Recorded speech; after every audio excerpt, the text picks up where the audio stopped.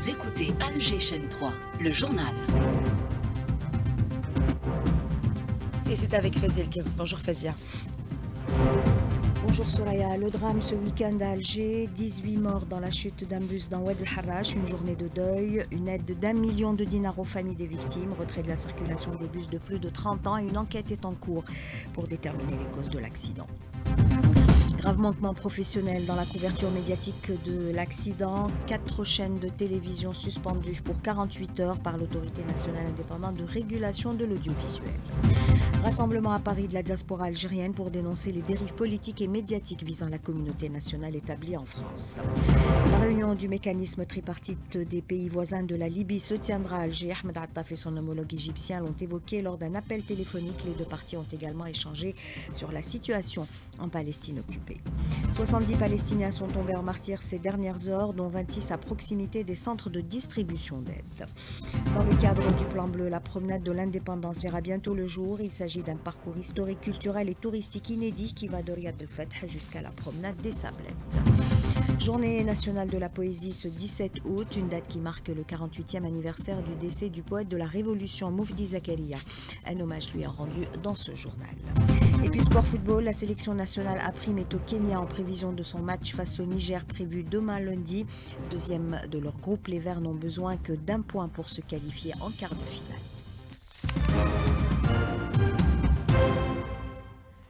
Madame, Monsieur, bonjour et bienvenue dans cette édition. Les Algériens toujours sous le choc après le drame survenu ce week-end. Un bus de transport de voyageurs a dérapé avant de finir sa course dans Oued El-Harrach.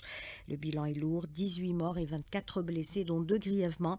Face à l'ampleur du drame, le président de la République a décrété une journée de deuil national et présenté ses condoléances aux familles des victimes. Le président Tebboune qui a reçu un appel téléphonique de son homologue tunisien, Kais Saïed, qui lui a présenté ses condoléances et s'est exprimé sa solidarité et le soutien de son pays à l'Algérie en cette douloureuse épreuve. L'enterrement des victimes a eu lieu hier. Beaucoup d'émotions au niveau des cimetières. Je vous propose d'écouter ces témoignages recueillis à Al-Alia par notre collègue de la chaîne Nadir Messaoui. والله تلقيت بفجعة كبيرة وإن شاء الله ربي يثبتنا ويثبت المهم الزوج وبنتي آمين ربي يحفظكم إن شاء الله بارك الله فيكم. هذه بنت عمي نعيب معها جاتنا فاجعة نشكر الشعب الجزائر ثاني ترحم عليهم ونطلب ربي يكونوا من أهل الجنة ونشكر الناس يعني اللي جات هنا قامت بالواجب والناس ثاني اللي ساعدت في إخراج الضحايا الغرقى غامرت بحياتها وخرجت الناس أحياء واللي ما قدروش يخرجوهم نطلبوا لهم إن شاء الله الرحمة. معروف الجزائري ريسكي بحياته بوش عنده وهذا يعني واجب معروفين عليه وزايدين به. Les blessés ont immédiatement été pris en charge au niveau des hôpitaux de la capitale. Ils ont reçu la visite de plusieurs délégations venues s'enquérir de leur état et leur apporter leur soutien. Le général d'armée, chef d'état-major de l'ANP, s'est déplacé à l'hôpital central de l'armée, à l'EHS Salim Zmirli d'Al-Harrach ainsi qu'au CHU Mustafa Bercha. Parmi les blessés, Radouane Bouchama, il revient sur le moment où tout a basculé. Il est au micro de Samir Alloun. Je venais de la commune de l'Arbatache en route vers mon travail au port d'Alger. Le bus roulait comme à son habitude, s'arrêtant ici et là pour prendre des passagers. Arrivé à la descente d'Al-Harrach, le bus a encore pris un voyageur. C'est alors qu'en abordant le virage au niveau du pont, tout a basculé. En un instant, nous nous sommes retrouvés projetés dans l'eau. J'étais debout au milieu de l'allée du bus, le téléphone encore à l'oreille, quand un cri déchirant a résonné à côté de moi. J'ai levé les yeux et soudain j'ai senti mon corps emporté, suspendu entre ciel et terre, avant de retomber dans ma place initiale. Des passagers se sont écrasés sur moi, je suffoquais, mais avec peine et douleur, j'ai fini par me hisser jusqu'au toit du bus. Là, un silence glaçant m'a envahi, il n'y avait plus personne autour de moi. Alors, malgré mes blessures et douleurs, j'ai tenté de participer au secours utilisant des cordes pour sauver ceux que je pouvais, jusqu'au moment où, à bout de force, j'ai enfin été tiré de l'eau par les équipes de la protection civile. Le ministre de la Santé a assuré que tous les moyens humains et matériels ont été mobilisés pour la prise en charge des blessés et le transfert des dépouilles vers leur wilaya d'origine.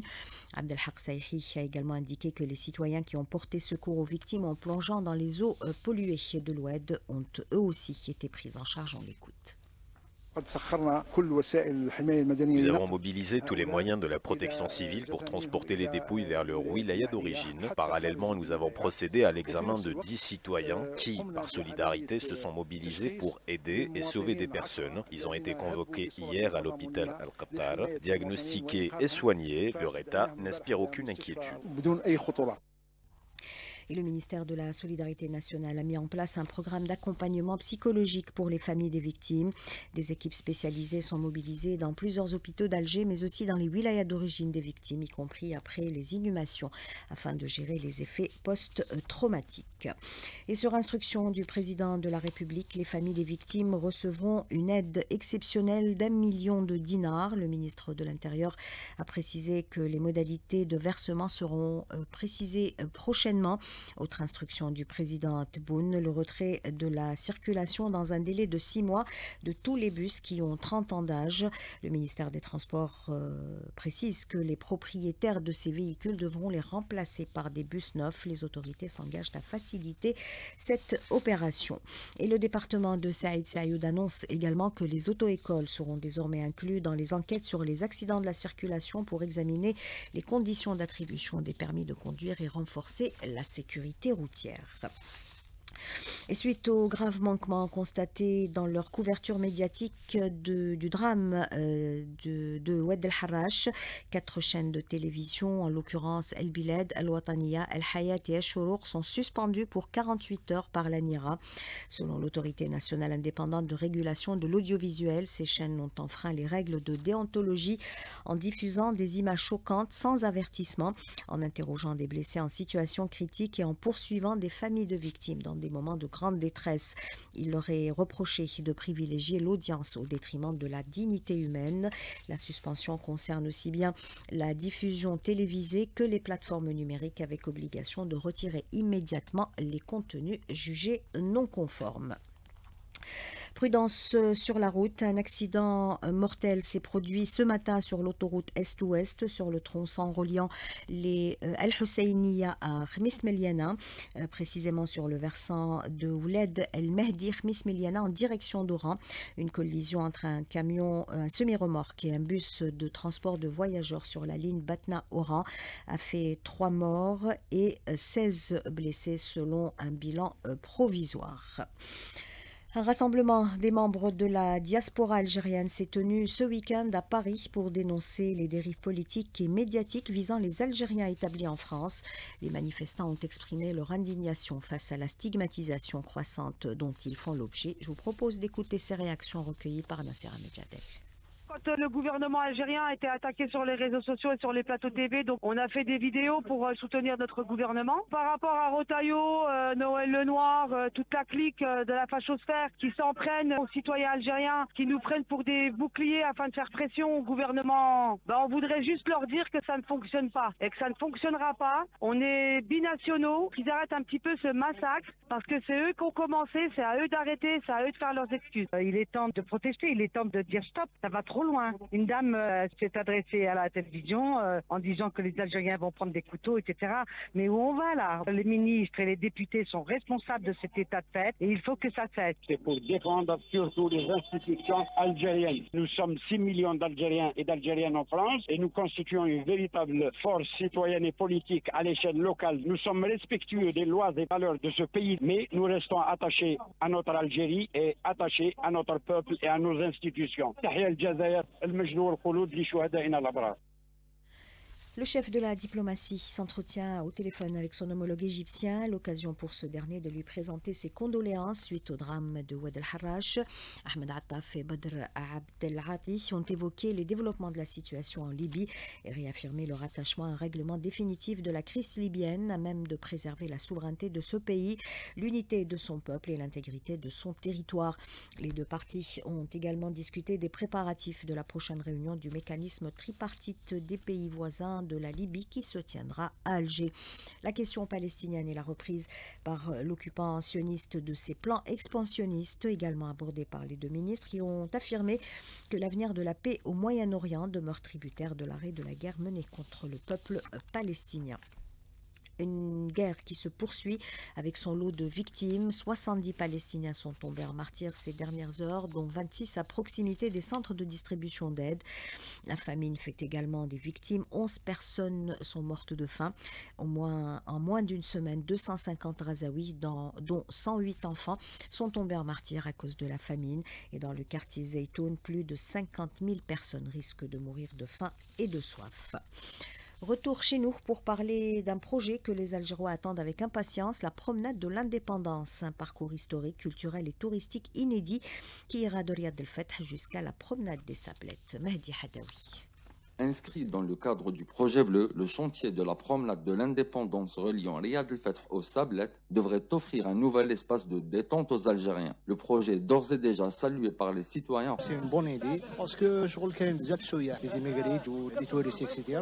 plus يعني تعطي بزاف الناس. Ce projet alors c'est une bonne idée, ça permettra d'attirer plus de touristes et ça améliorera sûrement l'économie du pays. Le projet avance à un rythme soutenu, le taux d'avancement des travaux est estimé à 80%. Lila Marnach, chef de projet, détaille les aménagements prévus. Le projet consiste à construire plusieurs balcons belvédères pour offrir aux promeneurs une vue panoramique sur la baie d'Alger. Aussi la réalisation des trottoirs et des aménagements pour les piétons. Création des parcours forestiers pour les promeneurs et les sportifs et les PMR. On a aussi une passerelle pour les piétons en cours de réalisation qui relie Jardin d'Essai à Sablettes en franchissant la voie ferrée et l'autoroute de l'Est. La promenade de l'indépendance devrait bientôt accueillir ses premiers visiteurs, une passerelle entre la mer et la ville pensée pour tous. Journée nationale de la poésie ce 17 août, une date qui marque le 48e anniversaire du décès de Moufdi Zakaria, l'occasion de rendre hommage à ce grand poète considéré comme le porte-voix de la révolution algérienne. Mahfoud Karkar.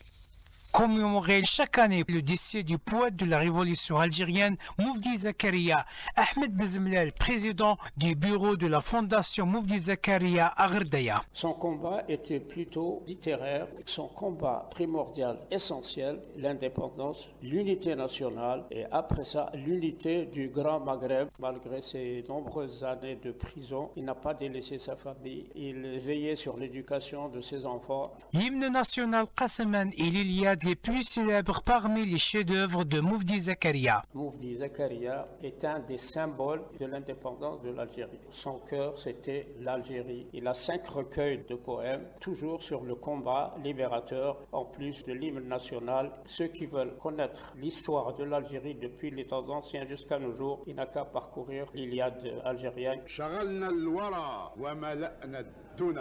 بشعر نرتله كالصلاة تسابيح انحنايا الجزائر. Ce 48e anniversaire du décès du poète de la révolution algérienne Moufdi Zakaria est marqué par des activités culturelles, notamment des tentes de la poésie à l'initiative du secteur de la culture et le mouvement associatif. De Gherdaya, Mahfoud Karkar pour Algéchan 3.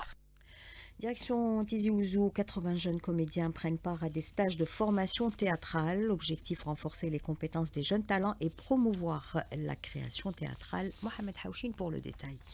Le théâtre régional Kateb Yassine organise depuis hier des stages de formation au profit de jeunes comédiennes et comédiens venus de plusieurs wilayas du pays, comme le confirment les responsables du théâtre régional de Tizi Ouzou. Nous avons l'honneur de recevoir aux alentours de 80 stagiaires. On a 3 ateliers de formation. Atelier actorat, improvisation et mise en scène. L'atelier de l'écriture dramaturgique, on a des comédiens professionnels et nous avons des amateurs de théâtre. Ils viennent un petit peu de partout.